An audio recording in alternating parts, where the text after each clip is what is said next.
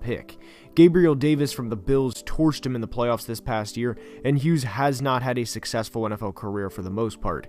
He couldn't get on the field in Minnesota, and when he was on the field, it was not pretty. An F grade for Mike. Jacksonville had the 29th pick, and this was not from trading back, because they had the improbable postseason run in 2017, and they selected Taven Bryan, a defensive tackle from Florida. In 4 years, Taven has 85 career tackles and just 5.5 sacks, and I understand he's a defensive tackle, so sacks naturally aren't going to work in his favor, but to show the reason for a poor grade he's about to receive, Jacksonville declined his 5th-year option, and he has just 17 career starts. Simply put, that's nowhere close to first-round production, an F grade for Taven.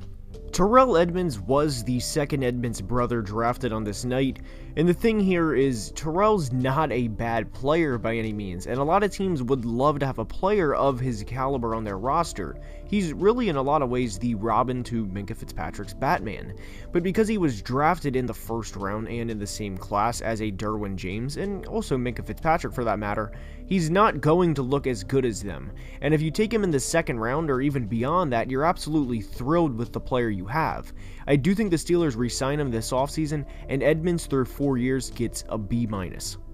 Rashad Penny, the Seahawks running back, had a little bit of a resurgence after a truly bad first few years in the league, as he had no more than 500 yards rushing in any of the years from 2018 through 2020, and good for Rashad, I'll add.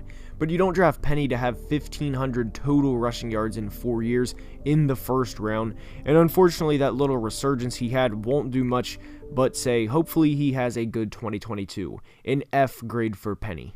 Calvin Ridley is now up for Atlanta, who, as I record this, was suspended an entire year for gambling. Also, side note, that's not going to factor into his grade, and honestly, what a storyline in itself that is.